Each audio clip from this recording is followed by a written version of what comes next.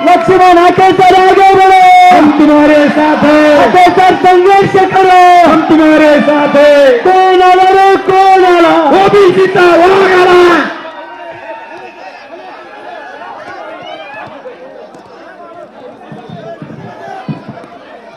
आज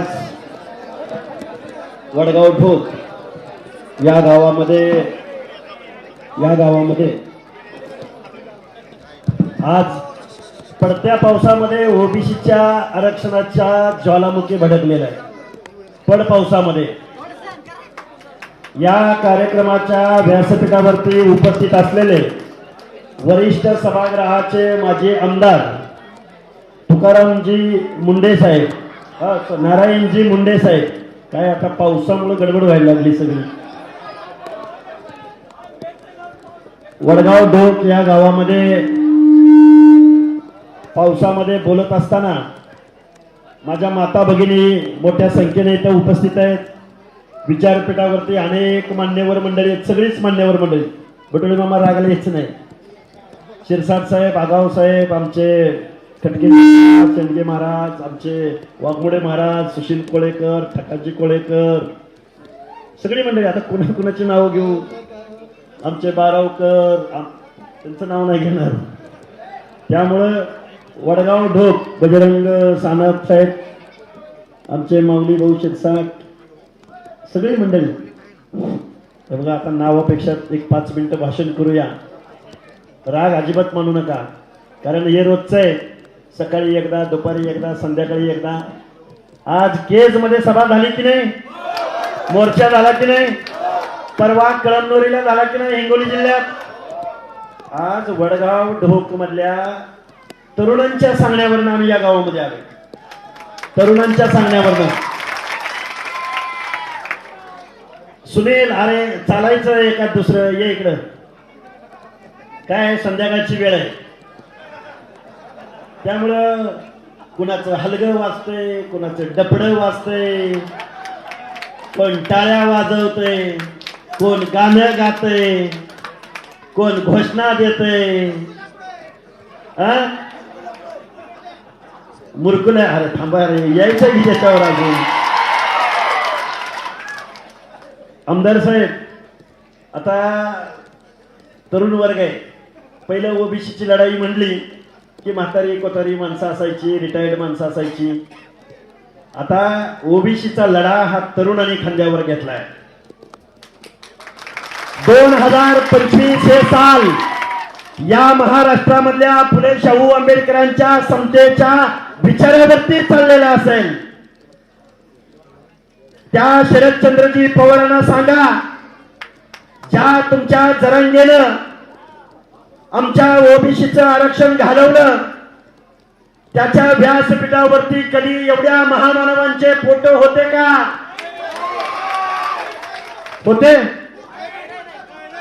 होते का फोटो त्याच्या महामान? बर का?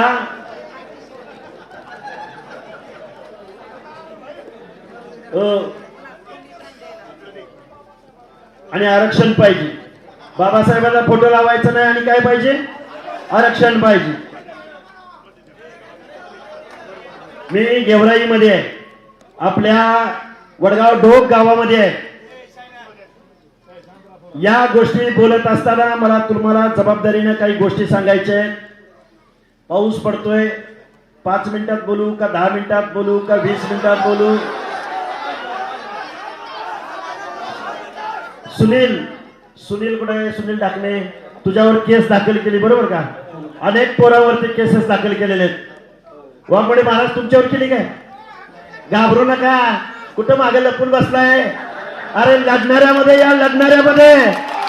मागे एक पुढे एक करायचं नाही. लढणाऱ्यांची अवलाद आहात आपण.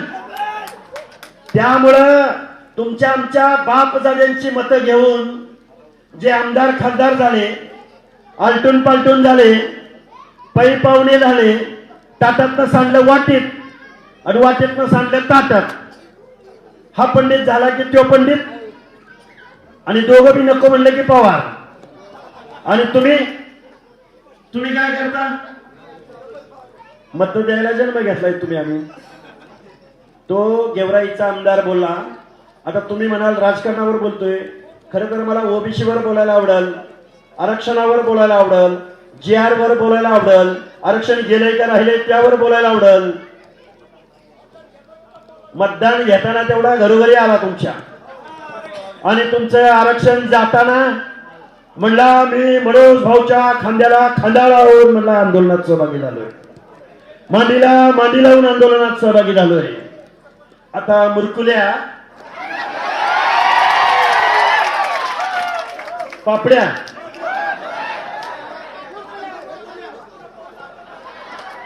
आमच्या ओबीसीचं मतदान म्हणला मी म्हणला आमच्या बापजाद्यांनी म्हणला आम्ही 2-3 टर्म आमदार आहे म्हणला. किती किती आहे माहित नाही मला, पण 25 वर्ष झाली. तुम्ही मतं दिली का नाही त्याला? 20 वर्ष झाली, दिली का नाही? आणि त्यांनी तुम्हाला काय दिलं? काय दिलं तुम्हाला? तुमचं आरक्षण घालवलं. एक लेकरू गीते नावाची मुलगी आहे, तिचं पहिलं नाव मला आठवत नाही बघा, काय गीते नावाची एक मुलगी आली होती, पंकज गीते. त्या मुलीने एक चिठ्ठी लिहून दिली 4 ओळीची, हाके सर आमचं आरक्षण वाचवा. आता त्या मुलीला किती कळलं काय कळलं माहिती नाही, पण जिने लिहून दिलं. आज मुंडे साहेब जवळजवळ आज 6 ते 7 आत्महत्या कुंभार समाजाच्या, नाभिक समाजाच्या, वंजारी समाजाच्या लोकांनी आज 6 ते 7 लोकांनी आत्महत्या केले. माळी समाजाच्या जास्त झाले. हे आरक्षण गेलं. आज लोक हे बघा, मी सांगतो तुम्हाला आरक्षणाने किती फायदा होतो किती तोटा होतो, यापेक्षा तुमच्या आमच्या हक्क अधिकाराचं प्रतिनिधित्व करण्यासाठी जे रिझर्वेशन तुम्हाला आम्हाला दिलं ते आज रोजी इथल्या आमदार खासदारांनी, सर्व पक्ष प्रमुखांनी, सगळ्या पक्षाच्या लोकांनी एकत्रित येऊन ते घालवलं. मुंडे साहेब तुम्ही बघितलंय हे आरक्षण, जसं उत्तर भारतातल्या लोकांनी हे आरक्षण मिळावं म्हणून लढाई लढली, तशी महाराष्ट्रातल्या सुद्धा काही ठराविक लोकांनी ही लढाई लढली. जनार्दन पाटील चुनाभट्टीवाले, बरोबर आहे का? दिबा पाटील, बरोबर आहे का? म्हणजे शेकाप वगैरे डाव्या पक्षांनी सुद्धा मंडल आयोग लागू झाला पाहिजे म्हणून आंदोलन उभं केलं होतं. तुमच्या परिसरामधले बबनरावजी ढाकणे, बरोबर आहे का? महाराष्ट्राच्या विधानसभेमध्ये मंडल आयोग लागू होत नाही म्हणून कमी उंचीचा माणूस बबनरावजी ढाकणे त्या विधानसभेमध्ये राजदंडाकडे धावून गेले आणि विधानसभा अध्यक्षांच्या समोरचा राजदंड पळवण्याचं काम कुणी केलं तर ते स्वर्गीय बबनरावजी ढाकणे यांनी केलं. हे तुम्हाला माहित असलं पाहिजे. मग थोडेफार अण्णासाहेब डांगे, मग शिवाजीराव बापू शेंडगे, ही नावं घ्यावी लागतील. मंडल आयोग लागू व्हावा, गावगडाच्या 18 पगड जातीच्या लोकांना आरक्षण भेटावं म्हणून लढाई करणारी ही माणसं होती. आणि योगायोगानं, जबाबदारीने बोलतोय, योगायोगानं त्यावेळी महाराष्ट्राचे मुख्यमंत्री शरद पवार होते. मंडल आयोग देशभरामध्ये लागू होत होता. मंडल आयोग 9 जजेसच्या खंडपीठासमोर मंडल आयोगाला आत्ताच विरोध झाला नाही. मंडल आयोगाला विरोध 1992 मध्ये त्यावेळी लोकांनी चॅलेंज केला. मंडल आयोग 9 जजेसच्या खंडपीठासमोर हा मंडल आयोग गेला. हा मंडल आयोगाची लढाई लढताना लालू प्रसाद यादव नावाचा माणूस राम जेठमलानी या कायदे तज्ञासमोर गेला. त्या राम जेठमलानींना लालू प्रसाद यादव बोलले, राम जेठमलानी साहेब तुम्हाला ही केस लढावी लागेल. मुंडे साहेब काही चुकत असलं तर सांगा. त्यावेळी राम जेठमलानींना लालू प्रसाद यादवांनी काय सांगितलं?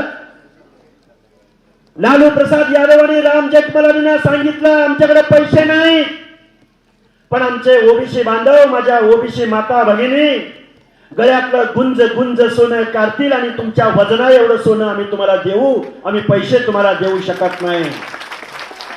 राम जेठमलानींनी केस लढली आणि 9 जजेसच्या खंडपीठासमोर ही केस आपण जिंकली आणि 94 ला मंडल आयोग लागू झाला. आणि हा मंडल आयोग लागू होऊ नये म्हणून पत्रकार बांधवांनो नीट ध्यान देऊन ऐका. 1994 साली मंडल आयोग लागू होऊ नये म्हणून याच महाराष्ट्रामधल्या या औलादीने या महाराष्ट्रामध्ये आंदोलन उभं केलं. आता नावं सांगत नाही कोण काय बोललो कोण काय बोललो. म्हणले रक्ताचे पाठ वाहतील जर मंडल आयोग महाराष्ट्रात लागू केला तर. ही झाली 94ची गोष्ट. देशाला स्वातंत्र्य मिळालं होतं. 1950 साली घटना अस्तित्वात आली. डॉक्टर बाबासाहेब आंबेडकरांनी 340व्या कलमामध्ये ओबीसींना आरक्षण दिलं होतं. हे आरक्षण लागू झालं पाहिजे म्हणून बाबासाहेब कायदे मंत्री पदावर असताना सुद्धा आग्रही होते. त्यावेळी डॉक्टर बाबासाहेब आंबेडकरांना सरदार वल्लभभाई पटेल, पहिले राष्ट्रपती, पहिले पंतप्रधान पंडित जवाहरलाल नेहरू वगैरे सगळ्या मंडळींनी प्रश्न विचारला. बाबासाहेब, तुम्ही दलितांना आरक्षण दिलं, ज्यांच्या बाबतीमध्ये छूट अछूतपणा पाळला गेला ते आम्ही समजू शकतो. तुम्ही आदिवासींना आरक्षण दिलं, जे जंगलामध्ये राहिले त्या माणसांना तुम्ही एसटीचं आरक्षण दिलं ते आम्ही समजू शकतो. पण बाबासाहेब, तुम्ही गावगाड्यातल्या या ओबीसींना का आरक्षण देताय? त्यांच्या बाबतीमध्ये कुठे छूट अछूतपणा पाळला गेला होता?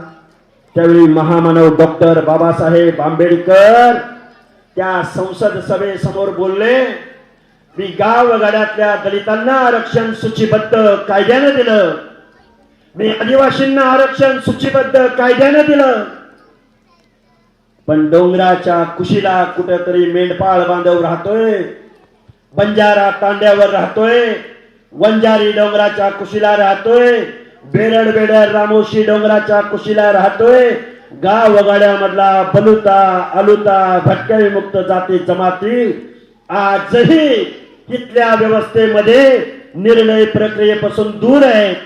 त्यांना शिक्षण द्यायचं असेल, त्यांना मुख्य प्रवाहात आणायचं असेल, त्यांना या लोकशाहीमध्ये आम्ही ही या भारत देशाचे नागरिक आहोत, आम्हाला ही समतेची वागणूक मिळाली पाहिजे, असं जर या लोकांच्या मनामध्ये भावना निर्माण व्हायची असेल तर मला या ओबीसींना सुद्धा आरक्षण द्यावं लागेल. नाही, इथल्या लोकांनी ऐकलं नाही, इथल्या व्यवस्थेने ऐकलं नाही. महामानव डॉक्टर बाबासाहेब आंबेडकरांनी ओबीसींच्या आरक्षणासाठी राजीनामा दिला, महिलांच्या कायद्यांसाठी राजीनामा दिला, हिंदू कोड बिलासाठी राजीनामा दिला. आता 2025 साल आहे, हेच शरदचंद्रजी पवार मंडल यात्रा काढायला चाललंय. ऐका ऐका ऐका, काय थोडस तात्विक बोलतो, काय आबाने सगळं ओढून ठेवलेलं आहे, रान उभं तास घातलेले, त्यामुळे मी थोडीशी आडवी तास घालून जरा चांगल्या भाषेत बोलायचं मी ठरवलंय आज. काय आहे, अहो लय महानग म्हणते, हाकेसर संविधानिक बोलत होतं आणि अलीकडे हाकेसर जरा आक्रमकच बोलायला लागलंय. नाही नाही, ऐका ना, काय आहे, आपल्या लेकी बाळी माता भगिनी मागे बसलेत. आपण संविधान मानणारी माणसं आहोत. आपण बघा, भांडायचं म्हणजे आपण काही कमी आहे का? आपण गेवराईमध्ये जाऊन दंड थोपटला की नाही? सुनील कुठे? सुनील हे बघा, वरनं चपला आणि दगडाचा मारा होत होता. त्यावेळी हा सुनील, आमचे बळीराम तात्या, आमचा पवन करवर, आमचे उघडे साहेब, अजून आमचे काय नाव जातो ना मला तुमचं, उघडे साहेब, त्यांचं नाव बजरंग, बलभीम बारगजे, बजरंग सानप साहेब. अरे आम्ही 8-10 माणसं होतो. किती माणसं होतो? 8-10. आणि वरती बिल्डिंग वरती बसून वरती खिडक्यातनं दारातनं वरनं दगड मारत होते आणि शटर खाली वडत होते. अरे पळपुट्यानो, आम्ही पुन्हा 4च दिवसात त्या चौकामध्ये गेलो. असं द्या घ्या सांभाळून, घ्या त्यांच्या गळ्यात हार घाला, बरं त्यांच्या गळ्यात हार घाला बरं का. काय यात्रा पकड जातीये, आमचा दिवसच या गोष्टीने चालू होतोय. सकाळी उठल्या आम्हाला लागती का नाही? आता परत कोणतरी गैरअर्थ काढत बरं का. हा बरं का, माझं म्हणणं, अरे भाषण मला पटरीवर येऊ द्या राव, गाडी पाऊस पण थांबलाय, जरा एक 5 मिनिटं बोलतो आणि भाषण थांबवतो बरं का. पवार साहेबांनी मंडल यात्रा काढली. त्या मंडल यात्रेचा आणि पवार साहेबांचा काही संबंध नव्हता. जबाबदारीने बोलतोय, बरोबर आहे का? थांबा ना. त्या मंडल यात्रेचा आणि पवार साहेबांचा काही संबंध नव्हता. मुंडे साहेब, मंडल आयोगाच्या 38 शिफारशींपैकी फक्त 2 शिफारशी या भारत देशामध्ये लागू झाल्या. अजून 36 शिफारशी या भारत देशामध्ये मंडल आयोगाच्या लागू झाल्या नाहीत. गावगाड्यामधल्या पंचायत राजमध्ये एखादा सरपंच ओबीसीचा होतोय, एखादा पंचायती समितीचा मेंबर ओबीसीचा होतोय, एखादा झडपी मेंबर होतोय, एखादा नगरसेवक होतोय आणि कुठंतरी एखादा महापौर ओबीसीचा होतोय. पण गड्यांच्या बुडाला आग लागल्या. गडी म्हणतात गावाचं पाटील आम्ही, गावाचं वतनदार आम्ही, गावाचं जागीरदार आम्ही, गावातलं कारखानदार आम्ही, पण सरपंच पद यावर्षी ओबीसीला पडलंय. म्हणजे एखाद्या मेंढपाळाचं, बंजाराचं, वंजारी समाजाच्या माणसाच्या हातून झेंड्याची दोरी ओढली जाते. हे या लोकांना पचनी पडत नाही. यांना शिक्षण नोकरीतल्या आरक्षणाची गरज नाही. शिक्षणासाठी एससीबीसी दिलं, नोकऱ्यांसाठी एससीबीसी दिलं, ईडब्ल्यूएस दिलं. तरुण पोरं इथं उपस्थित आहेत, पण आमच्या चौथी नापास जरांगेला एससीबीसी नकोय, ईडब्ल्यूएस नकोय, आम्हाला ओबीसी मधनच आरक्षण पाहिजे. का पाहिजे माहितीये का ओबीसी मधनं आरक्षण? गावागावामध्ये तुमची आमची पोरं, तुमची आमची माणसं कुठंतरी निर्णय प्रक्रियेमध्ये यायला सुरुवात झाली. मगाशी आबा तुम्ही 54,000 म्हणला, 56,000 जागा तुमच्या आमच्या आहेत. किती जागा? 56,000 न्यायालयाने तुम्हाला परत दिल्या. पण आता या गव्हर्नमेंटनं जो GR काढला, जो गव्हर्नमेंट रिझोल्युशन काढला, एका बाजूला हे सरकार तुम्हाला सांगताय की आम्ही ओबीसीच्या आरक्षणाला धक्का लावत नाही. कालच मराठवाडा मुक्ती दिन साजरा झाला. आम्ही कळमनुरीमध्ये लाखाचा मोर्चा काढला. एका बाजूला म्हणताय ओबीसीच्या आरक्षणाला धक्का लागत नाही आणि दुसऱ्या बाजूला सर्टिफिकेट वाटायचा सरकारनं प्रोग्राम लागू केला. सरकारनं सर्टिफिकेट वाटली. आतापर्यंत तुम्ही गावगाड्यातली माणसं आहात. तुम्हाला कुणी व्हिजिलन्सीचं, ओबीसीचं, एससीचं, एसटीचं सर्टिफिकेट इथल्या सरकारी अधिकाऱ्यानं तुम्हाला कधी दिलं का? कुणी दिला असलं तर हात वर करून सांगा. तहसीलदारानं बोलवलंय, प्रांतानं बोलवलंय आणि तू बाबा आदिवासी समाजातला आहेस, तू बाबा कातकरी समाजातला आहेस, तू बाबा भिल्ल समाजातला आहेस, तू बाबा गावगाड्यातला चर्मकार समाजाचा आहेस, नाभिक समाजाचा आहेस, गावगाड्यातल्या भोई समाजाचा आहेस, तू बंजारा समाजाचा आहेस. दिलं सर्टिफिकेट तुम्हाला कुणी गावगाड्यातल्या माणसाला, कुठल्या अधिकाऱ्यांनी? मग हे सरकार कुणाचं? सरकारला असं सर्टिफिकेट वाटायचा अधिकार आहे का? नाही. मुख्यमंत्री महोदय, आम्ही तुम्हाला मतदान दिलं नाही का?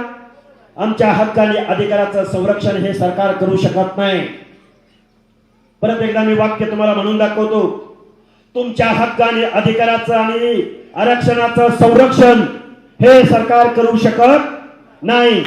यांनी तुमचं आमचं आरक्षण घालवलंय. मग आता प्रत्येक गोष्ट जर तुम्हाला कोर्टात जाऊन कोर्टामध्ये न्याय मागावा लागत असेल तर मग आपण कुठली माणसं निवडून दिली? हीच दिली. चुकीची माणसं दिली का नाही? बजरंग सोनवणे किती शिक्षण झालंय?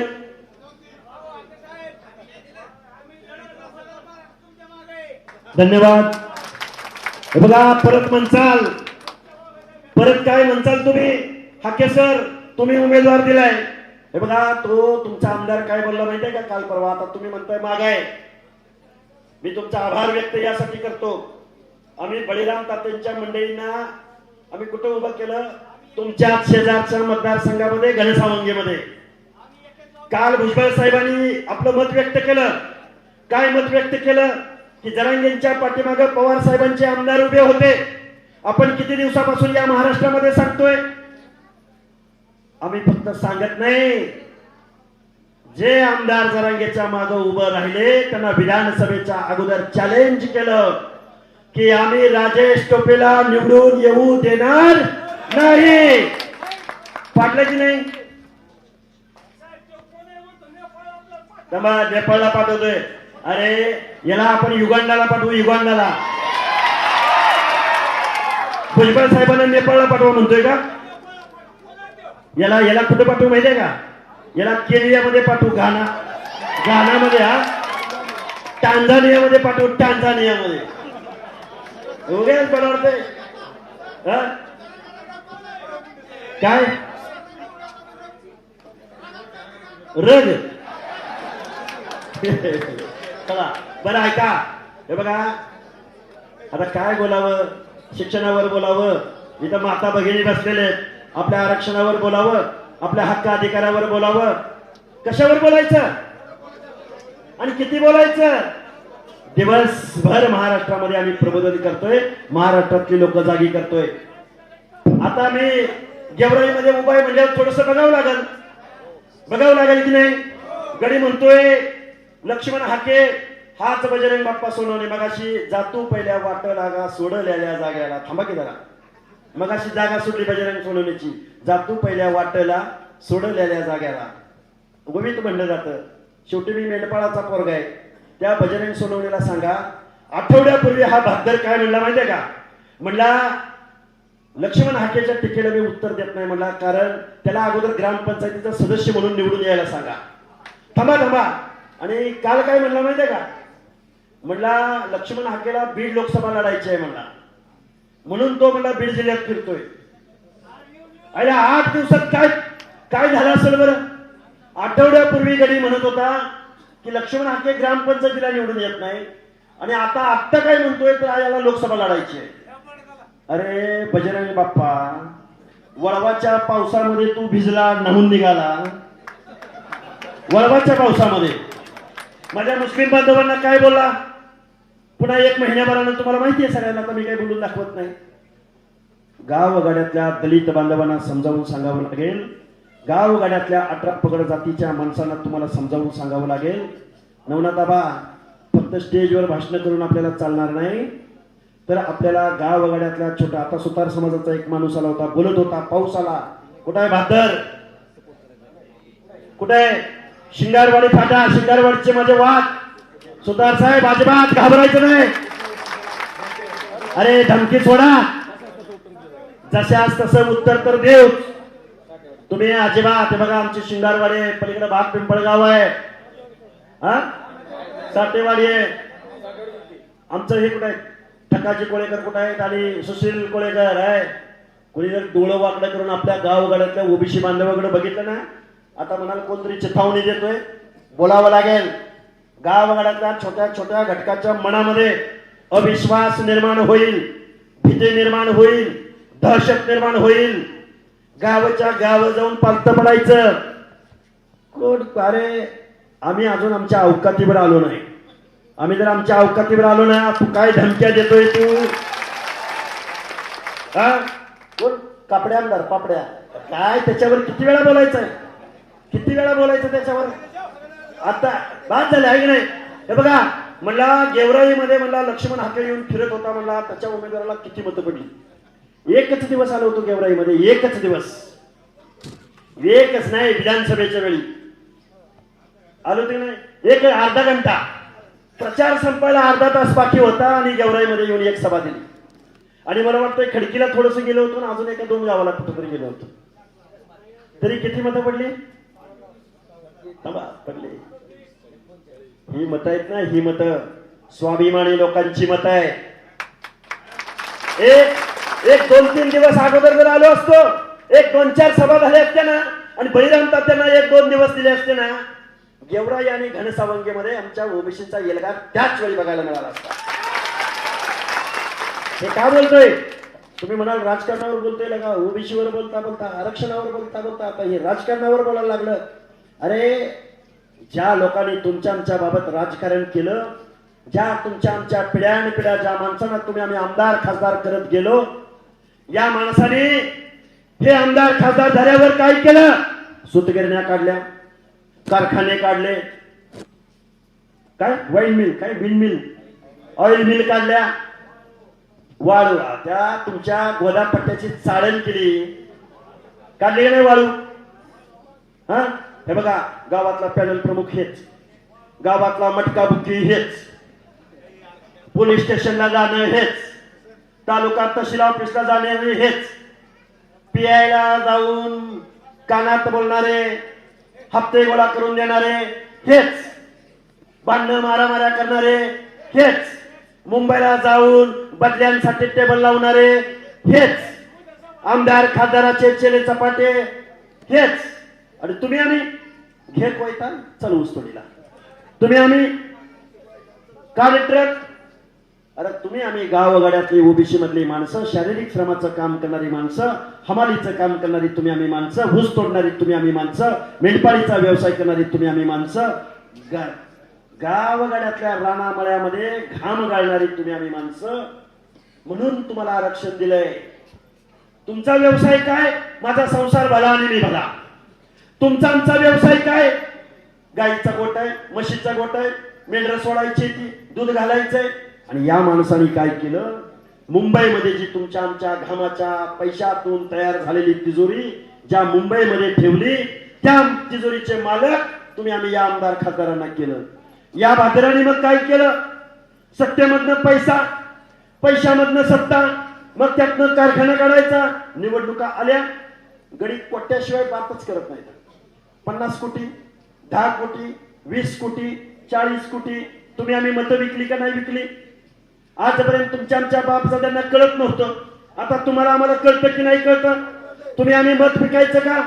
तुम्ही आम्ही कुठल्या दादाला बाबाला मत द्यायचं का? का द्यायचं नाही याचं कारण सांगतो. तुमचं आरक्षण जात असताना, तुमचं आरक्षण बोगस द्वारे जात असताना एकही आमदार खासदार तुमच्या बाजूने बोलला नाही. बोलला का? आणि परत सांगतो तुम्हाला, तुमच्यामध्ये फूट पाडण्याचा प्रयत्न होणार आहे. आज बंजारा बांधवाचा एसटी आरक्षणाचा मोर्चा निघाला, त्याला पाठिंबा द्यायला पापड्या गेला का नाही? पापड्या, अरे पापड्या, या गेवराई विधानसभा मतदारसंघामध्ये 35,000पेक्षा जास्त माझा बंजारा बांधव राहतो तांड्यावरनी. किती तांडे? मला वाटतं जवळजवळ 30 का 40 तांडे, बरोबर का? 45 तांडे. 45 तांड्यामध्ये 45 तांडे, 45 तांड्यामधल्या माझ्या बंजारा बांधवांच्या घरावरचं पत्र निघालं का? माझ्या बंजारा बांधवांच्या हातामधला कोयता सुटला का? अरे आजच तुला कसा काय बंजारा समाज दिसला? तुम्ही एवढे दिवस महाराष्ट्राच्या विधानसभेमध्ये गेला, कधी बंजारा समाजाच्या एसटी आरक्षणावर बोलला? कधी धनगर समाजाच्या एसटी आरक्षणावर बोलला तुम्ही? नाही बोलला. आज ओबीसीची वज्रमोठ या महाराष्ट्रामध्ये उभी राहत्या. बंजाराला फोड, धनगराला म्हण अरे तुम्ही एसटी साठी लढा. आणि ह्यांना कुणी सांगितलंय काय माहित की धनगर ओबीसी मध्ये नाही म्हणते? आता मग धनगर नसेल तर बंजारी कसा असेल? तो तर डय, धनगर काय आणि मग आमचा बंजारा ओय म्हणते. तुमचा आणि ओबीसी आरक्षणाचा काही संबंध नाही. म्हणजे बंजारा बाहेर पडला, बंजारा बाहेर पडला, बंजारी बाहेर पडला, धनगर बाहेर पडला, उरलं कोण? बलुते आलुते, गावगाड्यातलं एका दुसरं घर असणारी माणसं. मग त्यांच्याकडे आम्ही बघून घेतो. अरे डॉक्टर बाबासाहेब आंबेडकरांनी तुम्हाला आम्हाला संविधान दिलं. गावगाड्यातल्या इथल्या व्यवस्थेमधल्या शेवटच्या घटकाचा हक्क आणि अधिकाराचं संरक्षण करणारं संविधान डॉक्टर बाबासाहेब आंबेडकरांनी तुम्हाला आम्हाला दिलं. त्या आरक्षणाचं संरक्षण तुम्ही करणार का नाही करणार? करणार का नाही करणार? आता फुले शाहू आंबेडकर जन्माला येतील का? आता गडी काय म्हणते? माझ्या ताटात वाढ, माझ्या ताटात वाढ, माझ्या ताटात वाढ. जरांगे काय म्हणतो? माझ्या ताटात वाढ. एका जातीचं बोलला का 2 जातीचं बोलला? एकाच जातीचं बोलला की नाही? एकाच जातीचं बोलला की नाही? मग माननीय छगनरावजी भुजबळ असतील, ते किती जातीबद्दल बोलतात? 350 जातीबद्दल बोलतात. त्याला गडी बहादर त्यांना टार्गेट करतात. गावगाड्यातल्या सगळ्या लोकांना माझं सांगणं आहे, वडगाव ठोक मधल्या माझ्या माणसांना सांगणं आहे, तुम्हाला बनायचंय ना, तुम्हाला बनायचंय ना, कुणाचेही गुलाम बनू नका. या बीड जिल्ह्यामध्ये ज्या माणसाने तुमच्या मनामध्ये स्वाभिमान पेरला, त्या वंदनीय गोपीनाथराव मुंडेंचे वारस बना. बनायचं की नाही बनायचं? आणि मुख्यमंत्री महोदय, आम्ही गावागावात जातोय, आम्ही गावागावात जातोय, आम्ही गावागावात जातोय. तुम्हाला महाराष्ट्र बघायचंय का? तुम्ही जरांगेच्या झुंडी समोर तुम्ही खाली मान घातली आणि आमच्या ओबीसीचं आरक्षण संपवलं. तुम्हाला महाराष्ट्र बघायचंय? तुम्हाला महाराष्ट्र बघायचंय का? मी कायम माझ्या भाषणामध्ये सांगतो, तुम्हाला महाराष्ट्र बघायचा असेल तर तुम्हाला दसऱ्याच्या मेळाव्याला तुम्हाला भगवान गडावर जावं लागेल. तुम्हाला महाराष्ट्र बघायचंय, तुम्हाला मडीला जावं लागेल. मडीला भटक्यांची पंढरी. तुम्हाला महाराष्ट्र बघायचंय, तुम्हाला माळेगावला खंडोबाला जावं लागेल. तुम्हाला महाराष्ट्र बघायचंय, आरेवाडीच्या बिरोबाला जावं लागेल. तुम्हाला महाराष्ट्र बघायचंय, जेजुरीच्या खंडोबाला जावं लागेल. आणि तुम्हाला महाराष्ट्र बघायचंय, आमच्या बघा तिकडून बिरसा मुंडा, संत गाडगे बाबा, अण्णाभाऊ साठे, महात्मा ज्योतिराव फुले, राजर्षी शाहू महाराज, डॉक्टर बाबासाहेब आंबेडकर, छत्रपती शिवाजी महाराज, संत सेवालाल, आमचे भगवान बाबा, संत बाळूमामा, मातोश्री अहिल्यादेवी, सावतामाळी, आमचे थांबा हनुमान, बजरंगबली, आणि इकडं महाराष्ट्राची तुळजा भवानी आई तुळजा भवानी. अरे आमच्या व्यासपीठावर कोण आहेत? इकडे वसंतराव नाईक आहेत, इकडे मुंडे साहेब आहेत. अरे माहितीये ना, गावगाड्यामधल्या 350 जाती आहेत, त्यांना एकत्र येणं हे आव्हानात्मक आहे. आम्हाला नक्की माहिती आहे. तुम्ही आम्ही एकजूट राहिलो नाही म्हणून तुमचं आमचं आरक्षण काढून घेतलं. अरे तुमच्या आमच्या पोरांना जिल्ह्याच्या ठिकाणी एकही वसतिगृह नाही. तुमच्या आमच्या लेकीबाळीला जिल्ह्याच्या ठिकाणी एकही वसतिगृह नाही. तुम्ही आम्ही सगळी माणसं, गावगाड्यातली माणसं जातीची युती करूया, राजकारणाची शेती करूया. आणि या वडगाव ढोक मध्ये विधानसभेला जी एकी दाखवली, काय झाले माहितीये का? शेवटचं बोलतो बघा, काय झालंय? ही लोक तुमच्या शिव्यांना घाबरणार नाहीत, तुमच्या मेळाव्याला घाबरणार नाहीत, तुमच्या मोर्चाला अजिबात घाबरणारे नाहीत. गोपीनाथराव मुंडेंनी या गावगाड्यातल्या भटक्या विमुक्त जाती जमातींना, ओबीसींना, दीनदलितांना, गोरगरिबांना, कष्टकऱ्यांना जे राजकारण शिकवलं, जे मतपेटीमधला स्वाभिमान शिकवला, तो जर तुम्ही गावगाड्या मतपेटीमधून ओबीसी एक झालाय, हे जर तुम्ही इथल्या राज्यकर्त्या लोकांना दाखवलं तर ही माणसं तुमच्या घरापर्यंत येतील. मला इथं तुमच्या समोर मनोगत व्यक्त करत असताना खरं तर बंडूभाऊ बारगजे म्हणून या गावचे आमचे मित्र होते, आमच्या आंदोलनामध्ये सक्रिय सहभागी होणारे, त्यांची खरंच मला आज आठवण आली.